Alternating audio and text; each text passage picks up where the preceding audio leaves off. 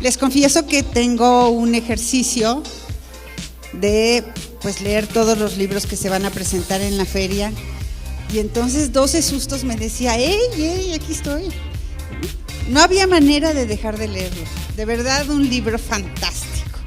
Y le hemos pedido que esté con nosotros a un egresado de la Facultad de Ciencias de la Comunicación, Aldo Javier Patlán. Está aquí, él es maestro, es productor, escritor, hace guiones, está prácticamente en el top de la comunicación digital y de la producción. Y bueno, te dejo a ti, Aldo, para que tú presentes a nuestro autor. Gracias a ellos por estar aquí, gracias a ustedes por participar en esta Feria Nacional del Libro.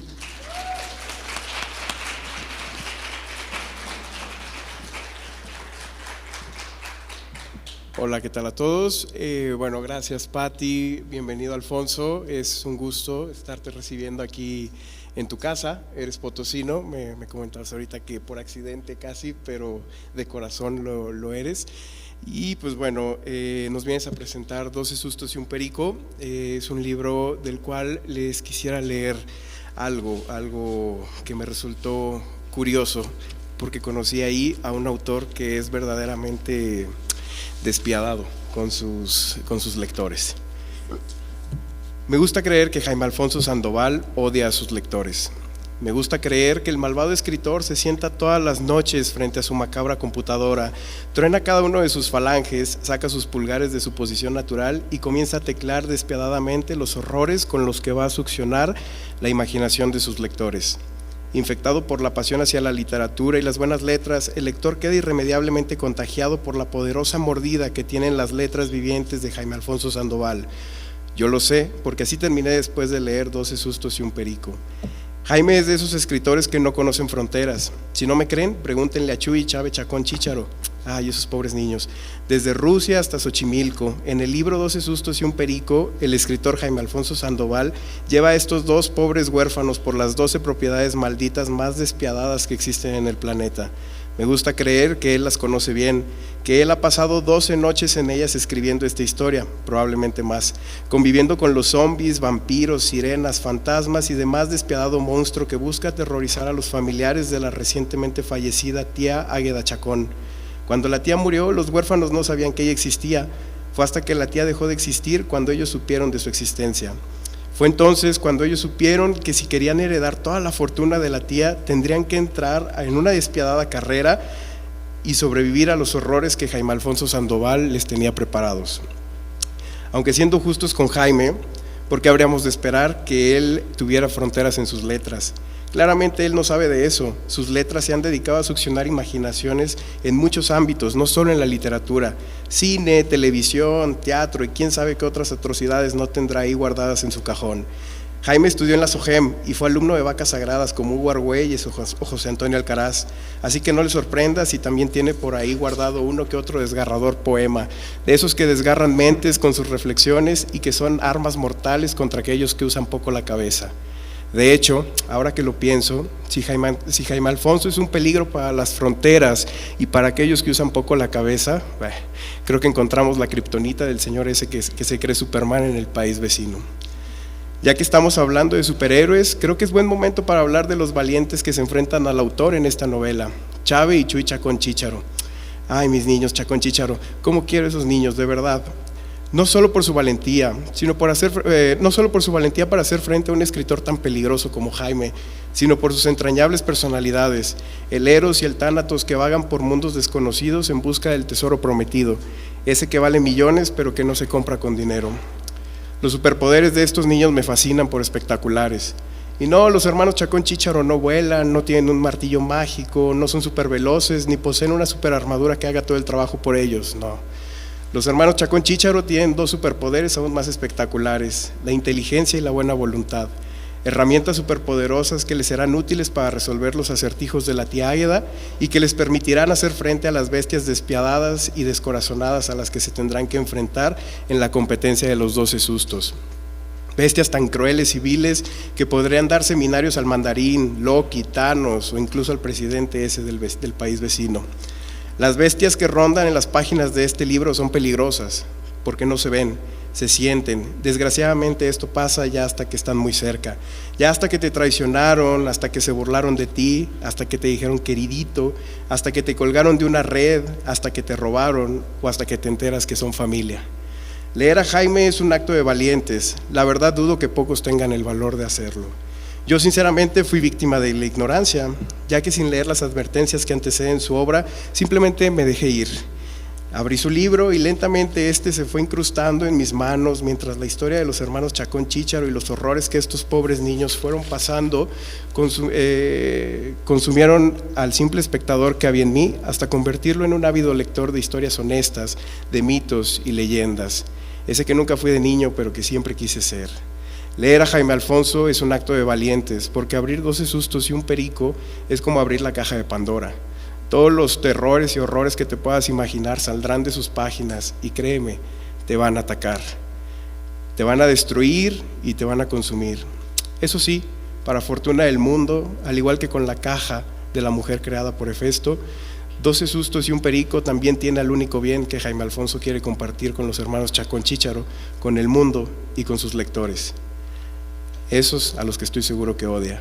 No les voy a decir de qué bien estoy hablando, pero sí les voy a decir que lo podrán encontrar en las páginas de este libro cuando hayan terminado la carrera de los 12 sustos. Claro, si es que la carrera no acaba antes con ustedes.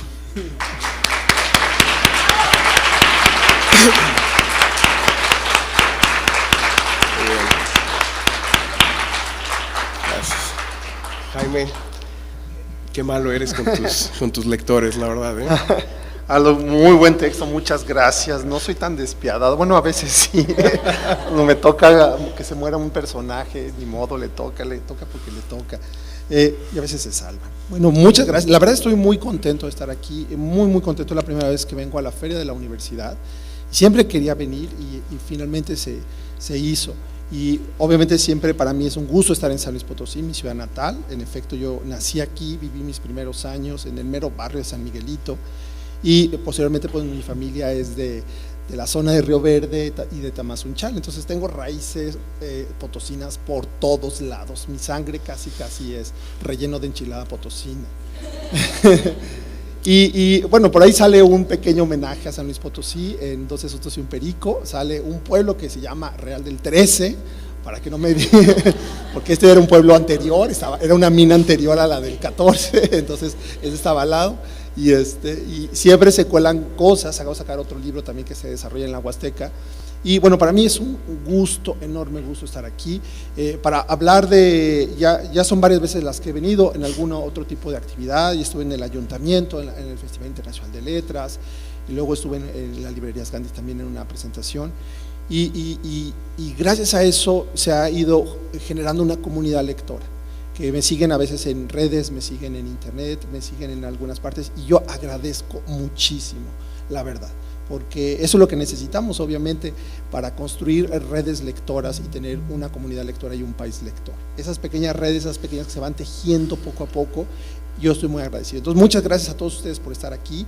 Y bueno, sí, voy a venir a hablar de 12 sustos y un perico. Es un libro, así en términos generales, como bien lo dice Aldo, es una carrera, una competencia donde unos huérfanos que, bueno, están más salados que nada, que un chamoy, pobrecitos, porque todo les sale mal. Se le mueren los papás, que además se les desaparece el avión, trabajan de asistentes de vuelo. Y lo curioso es que el niño, Chuy, es totalmente optimista ante la desgracia. Siempre ve algo horroroso y siempre tiene una esperanza de que hay algo bonito en el fondo. Y al contrario, Chave, su hermana mayor, es totalmente pesimista, es un poco más bien como yo. Me gustaría ser más como Chuy de todo, dice, no, todo va a salir bien padre, ¿no? Entonces, obviamente llegan a este orfanato porque nadie en su familia los va a recoger. Terminan en el peor orfanato del mundo, que es San Simón Suplicante, que está al lado, además de una fábrica de croquetas de perro. Entonces todo huele a perro, bueno, a croqueta de perro, Y además llega, entonces Chuy, como es optimista, dice, ay, qué padre, tienen alberca. Pues, ¿cuál alberca? Estaba rota una tubería y aguas negras. Y dice, los niños tienen mascotas. Pues no es mascotas, son ratas callejeras que salieron del caño. Le pegan los demás niños, se burlan de él, y pues, su hermana va a defenderlo. Entonces dice, pero te estaban pegando, se burlaban de ti. Y él dice, pero se reían, por lo menos se la estaban pasando bien. Entonces su hermana dice, tengo que proteger esta cosa porque lo van a aplastar en cualquier momento. Y en eso descubren que pues son parientes, son de los Chacón. Los Chacón es una familia que están emparentados con una escritora de novelas de terror. Hagan de cuenta que es como la abuelita de Stephen King y bisabuelita de Carlos Trejo, una cosa así de cazafantasmas. Entonces es una mujer que se dedica a hacer literatura de terror y eso, ella sí es muy cruel, así casi como Aldo dice que soy yo, porque ella dice, yo quiero que mis lectores sufran, entonces escribe cosas de terror o terroríficas, horripilantes, y en lugar de, y la gente pues sí se asusta, pero sigue comprando y la van haciendo cada vez más rica, y al final se muere. Cada vez que termina un libro va a un silloncito que le da masajes y resulta que recibe una descarga de 300,000 voltios y ahí queda fulminada. Entonces tiene un perico que se llama Kraft, entonces que por ahí sale el periquito, entonces y deja una herencia. La herencia es, ella odia a todo mundo, solamente ama a su perico, y deja una herencia a toda su familia, que pues sean Chacón, tienen que pasar 12 pruebas, una carrera de 12 sustos, y quien sobreviva a esa carrera ganará todo su dinero, y si no, se lo quedará el perico. Y cuando yo me imaginé esto, pues realmente pasaba en un libro, pero se acaba de morir un diseñador de modas, Karl Lagerfeld, que resulta que le dejó gran parte de su herencia a su gata.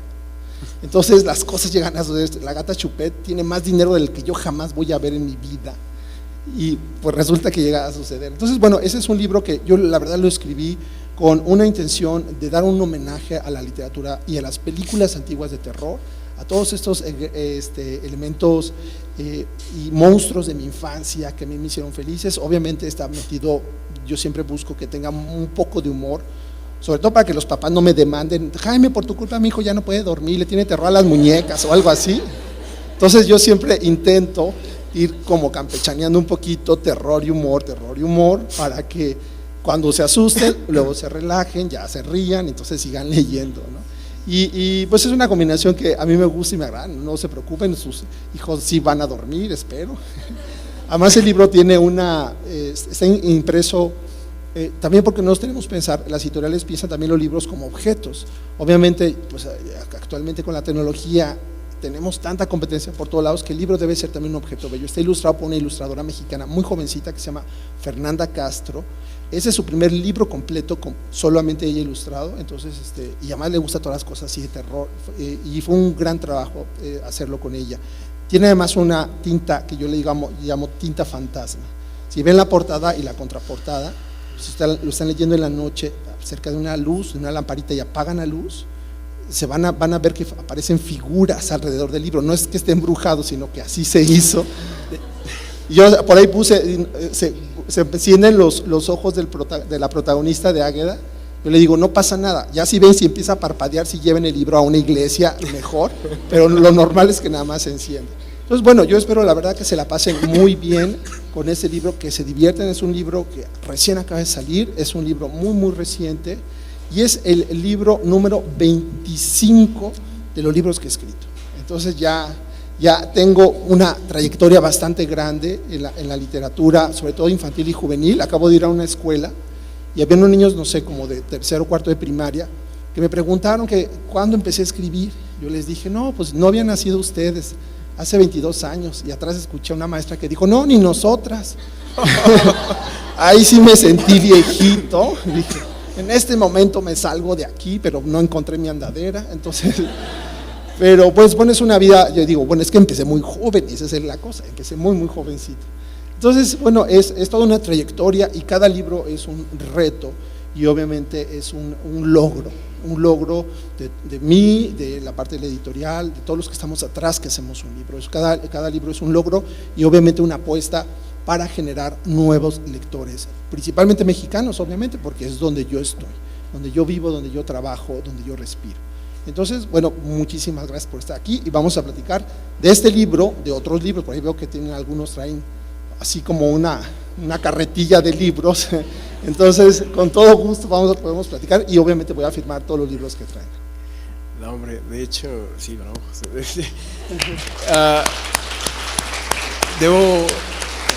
Debo decirte que la verdad es que yo sí me espanté con la tinta fantasma, porque un día llegué a mi casa en un estado curioso y entro y lo primero que veo es que algo está así en mi buró como con luces y digo, que dije, no sé, me sacó de onda, pero ya después vi el libro de cerca y era el libro.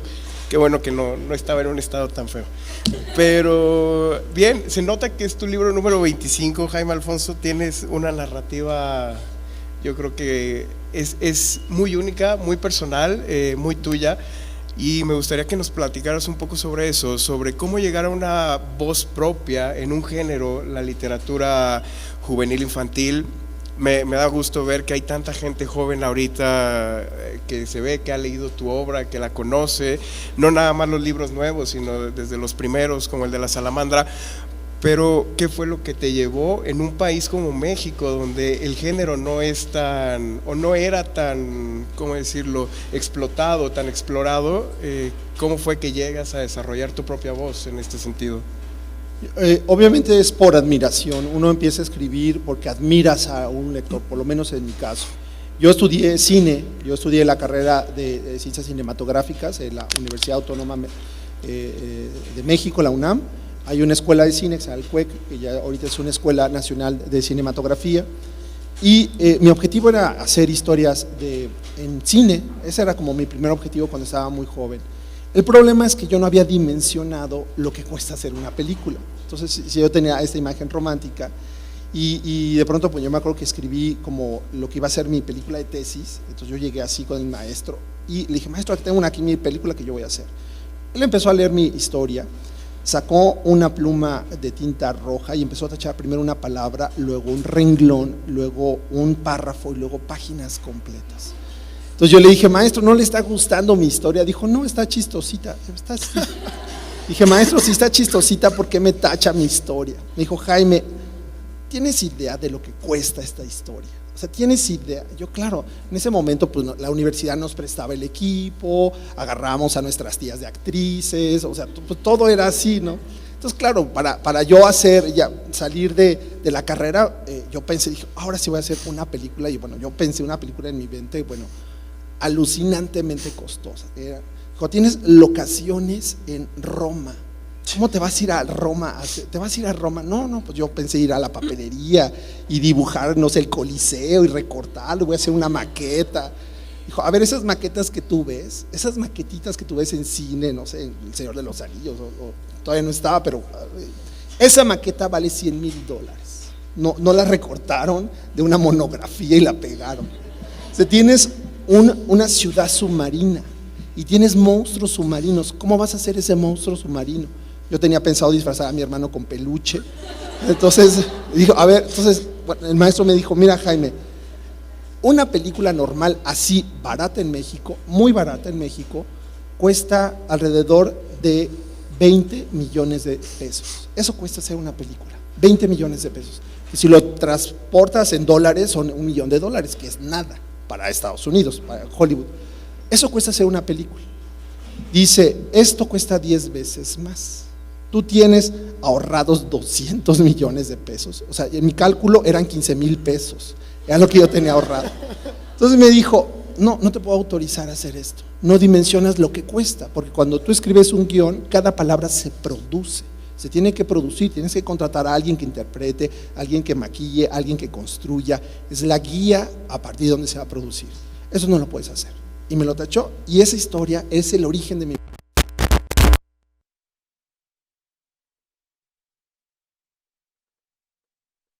Entonces, yo decidí hacer mi primer libro, que es El Club de la Salamandra, cuando vi una convocatoria. Y dije, ay, esa historia toda tachada, si la convierto en libro, ahí no importa la producción, ahí no importa los efectos especiales, ahí no necesito a mi hermano disfrazado de peluche, yo puedo poner lo que sea, porque el origen es la palabra y con la palabra tú cuentas, puedes contar el mundo entero y otros mundos más. Entonces, a partir de ahí, yo empecé a escribir esa historia que se llama El Club de la Salamandra, y resulta, me hablan y me dicen que gané el primer lugar. Entonces, ahí se me abrió como la puerta y yo dije, todas esas películas que tengo en mi cabeza, que son improducibles en México, pueden existir a través de la literatura. Entonces, yo creo que me inspiré, uno, en todos los escritores que yo admiraba, en ese momento era Julio Verne, todos los grandes clásicos, y otro en el cine, en todas las películas que yo no podía producir, pero finalmente las historias existieron y están ahí. Gracias, Jaime.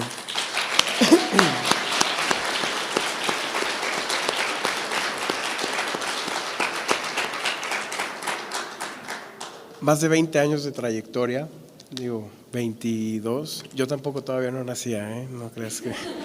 Entonces, ¿cómo has visto el avance del mundo literario en México en estos 20 y tantos años? Vaya, supongo que la literatura para jóvenes hoy en día ya no es lo que era hace 20 años y tú eres uno de los principales exponentes, uno de los principales que cambió el género, que le dio estilo en México, pero ¿cómo ves a tus compañeros? ¿Cómo ves el ámbito literario actualmente para los niños, tanto en creadores como en lectores? Porque también los lectores van cambiando. No es lo mismo un lector de hace 20 años que creció viendo televisión a un lector de hoy que pues tiene Facebook, por ejemplo, ¿no? Sí, ciertamente hace 22 años obviamente ya estaba Pancho Hinojosa como uno de los grandes pilares de la literatura infantil en México, Pascuala Corona, que es una de las grandes pioneras, y México es muy rico en literatura oral. Eso sí, siempre ha existido en México, en literatura oral de terror para niños, todo lo que es literatura oral es algo con lo que yo crecí. Entonces, pero ciertamente habíamos muy pocos lectores y escritores que se dedican exclusivamente a la literatura infantil y juvenil. A partir de ahí viene Mónica Brosso, que ya había ganado un premio un año antes que yo, entonces ella empezó antes que yo incluso, y después están los hermanos Malpica, y empiezan a surgir como nuevas generaciones de lectores. Y lo interesante es que actualmente yo creo que México tiene una de las más ricas literaturas infantiles y juveniles en el mundo. Ustedes pueden encontrar todos los temas habidos y por haber. Pueden encontrar temas desde violencia, abuso, pero tratados muy cuidadosamente para los niños. Pueden ser desde algo totalmente para divertirse hasta un tema súper duro, secuestro. Toño Malpica tiene un libro sobre secuestro. Entonces yo creo que ya alcanzó un nivel de madurez la literatura infantil y juvenil en México, un nivel donde los autores tenemos la pericia para poderlo tratar. Entonces, y obviamente lo que siempre estamos luchando es encontrar lectores. Es lo que luchábamos antes y luchamos ahora por encontrar lectores. Los encontramos en las escuelas y los encontramos. Siempre, yo digo que mi mayor competencia al momento de yo hacer un libro para un niño o un adolescente, o es el celular o es la tablet. Ese es como mi némesis, ¿no? Así, ¿no?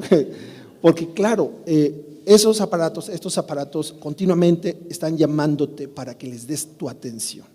Se alimentan de tu atención. Entonces te ofrecen un montón de cosas para que tú les des atención. Entonces, y algún libro también necesita atención. Entonces, para que yo escriba un libro y que el libro sea capaz de capturar la atención de un lector y que diga, no, quiero saber qué pasa, eso es un gran reto para mí, y obviamente cada vez que yo escribo un libro intento hacerlo de esa manera. Entonces cuando alguien me dice, no, me desvelé porque quería seguir pasando y qué seguía, qué venía, yo digo, bueno, lo conseguí en este libro. Entonces obviamente cada libro es un reto distinto, y afortunadamente todavía siempre hay lectores. Siempre hay lectores que dicen, sí, tengo eso, tengo los aparatos, tengo lo demás, tengo los videojuegos, las redes sociales, pero quiero que me cuenten una historia como siempre. Creo que ese es un anhelo y un gusto que tiene el ser humano de escuchar historias. Y a pesar de la tecnología y de todo lo demás, va a seguir existiendo eso. Obviamente, lo que sí me dicen, por ejemplo, los profesores cuando voy a las escuelas es que los niños actualmente tienen sus capacidades de atención cada vez son más cortitas, ¿no? Entonces, ya te piden algo más chiquito, más reducido, más rápido, pero cuando un lector se va entrenando, yo tengo un libro muy gordo que se llama Mundo Umbrío, yo digo que eso ya es para especialistas en Jaime Alfonso, zoología, si lo dijéramos así, porque son 2000 páginas de historia. Entonces nadie se va a meter a 2000 páginas de historia si no es porque quieres vivir en un mundo, en una lectura inmersiva. Entonces, esos ya son para avanzados, digamos. Pero lo bueno de esos libros es que siempre lo que yo digo que escribo literatura para jóvenes lectores. Y a esto no me refiero con edad cronológica. Hay gente que a lo mejor me ha tocado en escuelas que yo voy a leer, por ejemplo, que los niños leyeron mi libro y en esa escuela, por ejemplo, me ha tocado que las mamás también leyeron el mismo libro del niño. Entonces veo de pronto como señoras sentadas, me acaba de pasar en una escuela, entonces las señoras levantaban la mano y me hacían preguntas de un libro infantil que yo había escrito y ya platicaba yo con la señora, pero no, pero quiero saber y por qué este final y por qué lo otro, y como muy interesadas y el personaje y como los secretos del libro, y luego me decían, ay, perdón, es que este es el primer libro que terminé en mi vida y no pensé que era tan divertido, y le dije, no me pida perdón, por X o Y razón, usted no pudo acceder a un libro por falta de oportunidades, de interés, de lo que sea, pero ya entró. Usted es una lectora joven. A partir de aquí, usted se puede seguir haciendo. Todo lo que tiene la literatura juvenil son libros accesibles para lectores, como que le tienen miedo a la gran literatura, entonces pueden acceder y a partir de aquí, obviamente, estos libros tienen varios niveles de lectura, pero son puertas a otros libros. Entonces son libros que yo hago para lectores jóvenes independientemente de su edad y siempre agradecidísimo. Y cuando alguien me dice que es el primer libro que leyó en su vida, eso para mí es como un premio, ¿no? Porque yo siempre recuerdo el primer libro que leí en mi vida, así que fue un logro terminarlo. Y que alguien me diga que fue uno que yo escribí, pues eso es el mayor honor que me pueden hacer.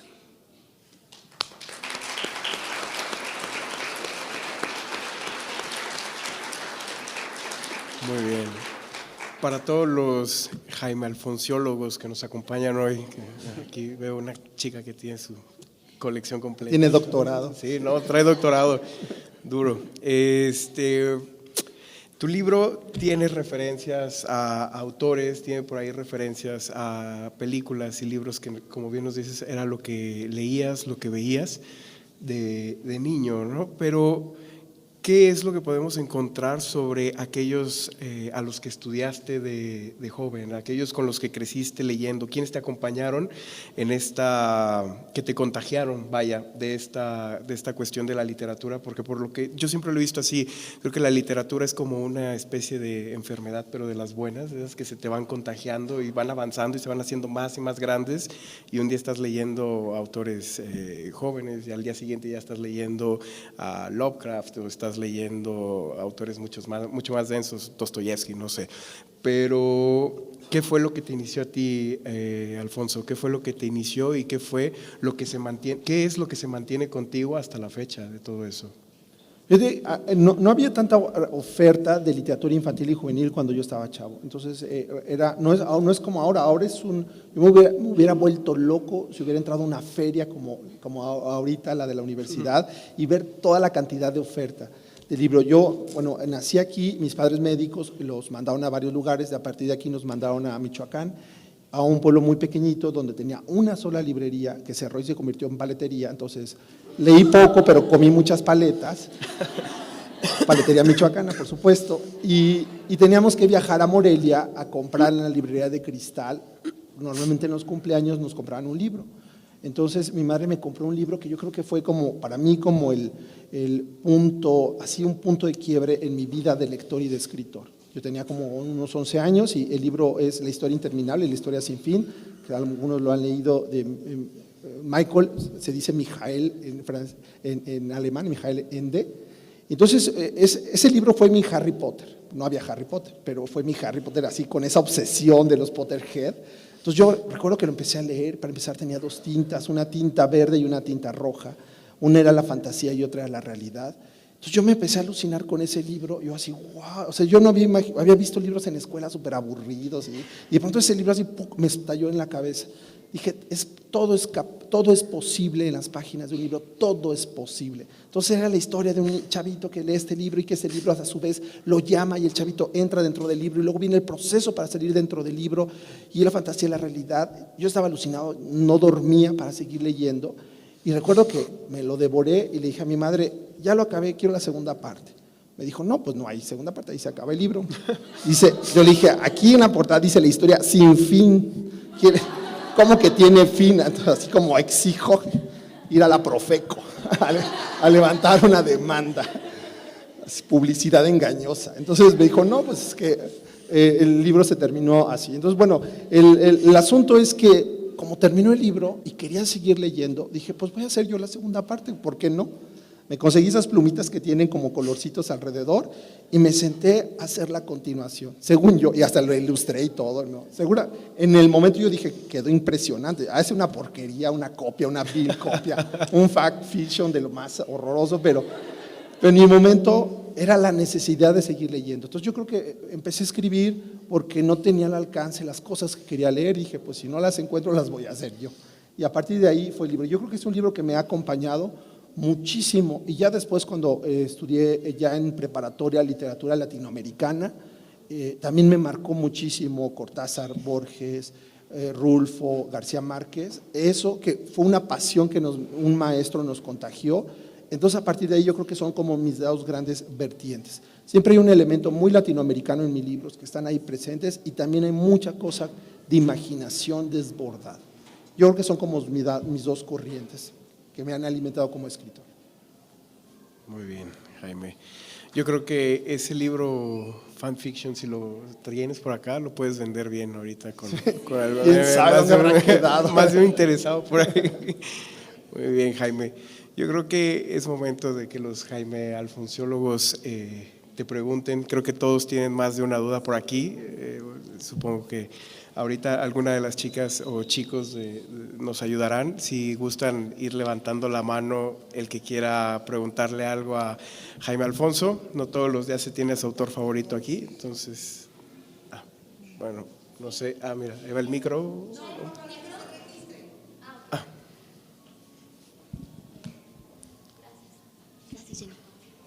Escuché que estás trabajando ahorita con Netflix y pues estudiaste cine. Si es verdad, no sé. Bueno, ¿qué trabajos has hecho que se han llevado a la pantalla? Esa es mi duda. Si nos puedes platicar un poco de eso y el proceso que tuviste. Llevo igual como empecé, es una carrera alterna que he hecho. Literatura y guión, he sido guionista, terminé la escuela de guión, pero bueno, de cine yo me especialicé en guión. Y trabajé mucho en Canal 11, hice una serie que se llama Futboleros, otra que se llama Cuentos de Pelos, otra que aprendí muchísimo haciendo televisión infantil, que queríamos hacer de calidad, Walkie Talkie, el Show de los 11, un montón de cosas. Trabajé también en Argos Televisión, haciendo una novela política que se llamaba Infames, eran 130 capítulos de intriga política para adultos, ahí sí no era para niños. Una serie que se llama Paramédicos, participé a partir de la segunda temporada, esa se podía ver en Netflix, también Infames se podía ver en Netflix, haciendo una segunda temporada, y ahorita estoy haciendo una serie para Amazon Televisión que se llama Danny Who, es de ciencia ficción latinoamericana. Quieren apostarle a la ciencia ficción, ahorita está creciendo muchísimo lo que es las apuestas, porque se dan cuenta que son audiencias muy importantes a nivel mundial, Latinoamérica, la audiencia hispana. Entonces están apostando muchísimo, y acabo de terminar la primera temporada, soy guionista con un grupo de guionistas, y estamos ahorita preparando la segunda temporada. Siempre, claro, es un trabajo muy distinto a hacer libros, porque cuando haces un guión es un trabajo en equipo y no trabajas siempre con todas tus ideas. A veces te dicen, esta es la idea, tú desarróllala y pon tu talento para sacar la historia. Entonces lo que tienes que hacer es trabajar en las ideas de los demás y llevarlo a mejor puerto posible. Pero es entretenido, es divertido, y obviamente siempre pensando en el dinero. Cuando escribes un guión tienes la calculadora al lado y tú vas calculando si te pasaste o no. Ya le quitas una locación, ya quitas un efecto especial, porque sí tienes que estar pensando siempre en el productor antes de que él llegue y te tache el guión. Muy bien, gracias. En este 2019, ¿qué libros has leído o qué autores y por qué? Uno que se llama En el abismo, de Neil Schuderman, que es un autor norteamericano. Ese es el último que acabo de leer. Es un autor norteamericano que tiene un hijo con esquizofrenia, entonces se atrevió a hacer un libro sobre la esquizofrenia para adolescentes. Y se me hace súper interesante cómo hace el concepto del libro. El libro son dos partes, una es como la parte de la alucinación y otra es la parte de la realidad, y cómo te das cuenta a partir de ponerte en la cabeza, que es lo que tienen los libros, que te permiten ponerte en los zapatos y en la cabeza y en la mente y en el corazón y en el alma de otra persona. Entonces aprendes a ver cómo ve el mundo una persona con estas características y se me hizo muy, muy, muy interesante. Ese es el último libro que acabo de sacar, pues de sacar de la librería, no mío, porque mío que yo acabo de sacar es 12 sustos y otro que se desarrolla en la Huasteca Potosina también, que se llama Los fantasmas de Fernando, que es un libro muy triste, que les digo que si lo van a leer, búsquense pañuelitos desechables, porque está un poco intenso el libro. Y ese es el último libro juvenil. Normalmente leo mucha literatura juvenil y vi que acaban de estrenar una serie basada en los libros de Elena Ferrante. Entonces, mi madre lleva años hablándome de Elena Ferrante, ya me prestó el primer libro, entonces yo creo que son 4 libros. Entonces acabo de empezar, antes de ver la serie, porque me choca ver la serie y luego regresarme al libro. Si hay un libro, prefiero leerlo primero. Ok, bueno, hola. Yo tengo una pregunta que me ha estado acosando por años, no soy como tan experta en tus libros, he leído 3, pero el primero que leí fue El Club de la Salamandra hace muchos años y tengo una pregunta que me ha estado acosando por años desde entonces. Más o menos como de dónde sacaste las ideas o en qué te inspiraste para las ideas de los anticientíficos. Porque, sí. perdón, es que, o sea, me pasa que hay veces que estoy viendo alguna cosa cotidiana y es como, ah, sí, claro, porque la Tierra es un huevo. Y luego es como, no, no es cierto, eso era la anticiencia. Entonces, me gustaría saber como de dónde, porque hace mucho sentido. Pues esa historia, muchas de las historias que yo escribo ya de adulto, provienen de cuando yo era niño, curiosamente. Entonces, esta historia proviene de cuando yo estaba como en 5º año de primaria, entonces el maestro nos estaba explicando, bueno, en 4º año es más antes, los famosos movimientos estelares de los planetas.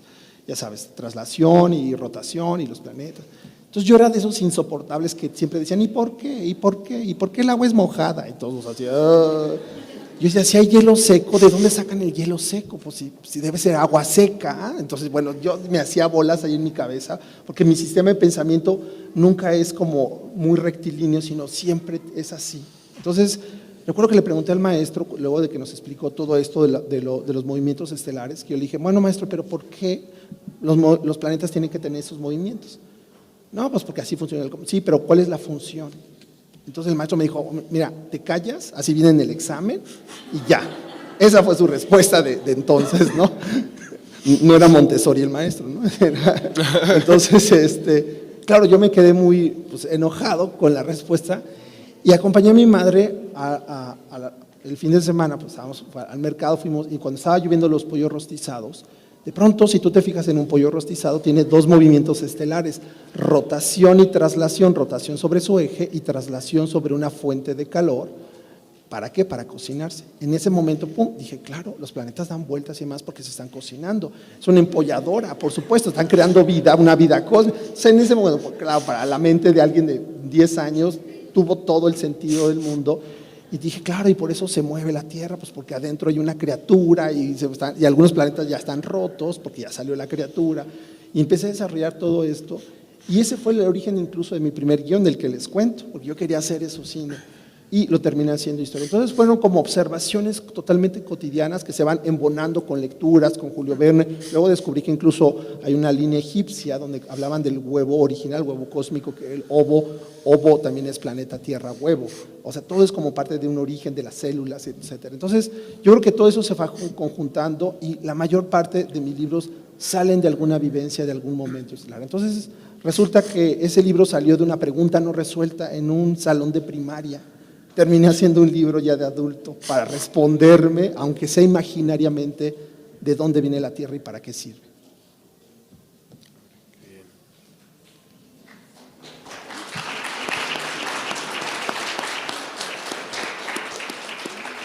Bueno,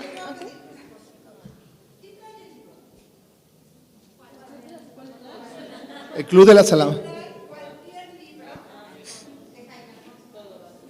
A ver, es una foto.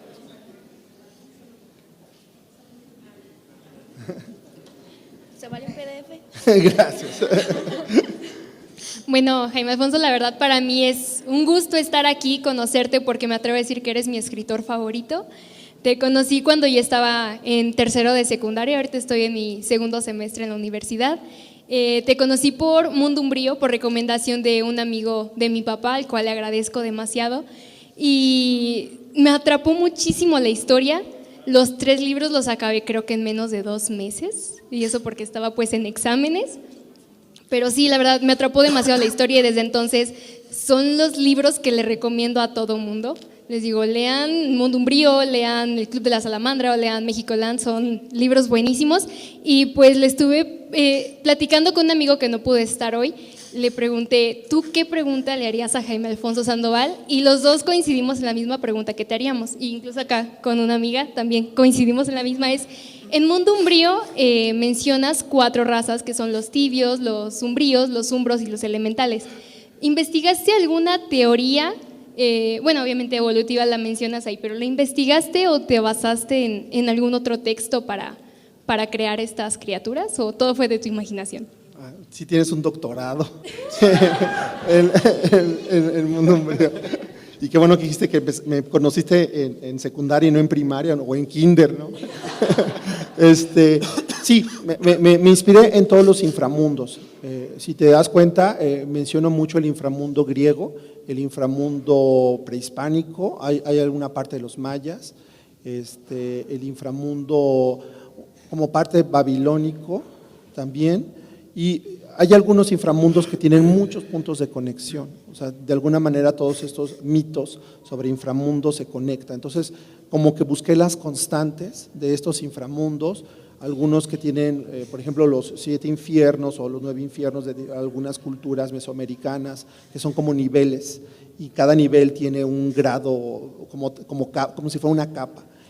O la literatura griega, o donde sale la laguna Estigia, o el río donde es Acaronte. Entonces yo lo que fui tomando elementos de los inframundos para construir este gran inframundo de la historia. Y es un proyecto que me llevó 5 años de mi vida hacer Mundo Umbrío, porque son 2000 páginas, y de hecho tuve que cortar porque era demasiado, porque son 2000 páginas, y de hecho tuve que cortar porque era demasiado, porque son 2000 páginas, y de hecho tuve que cortar porque era demasiado, porque son 2000 páginas, y de hecho tuve que cortar, y de hecho tuve que cortar, y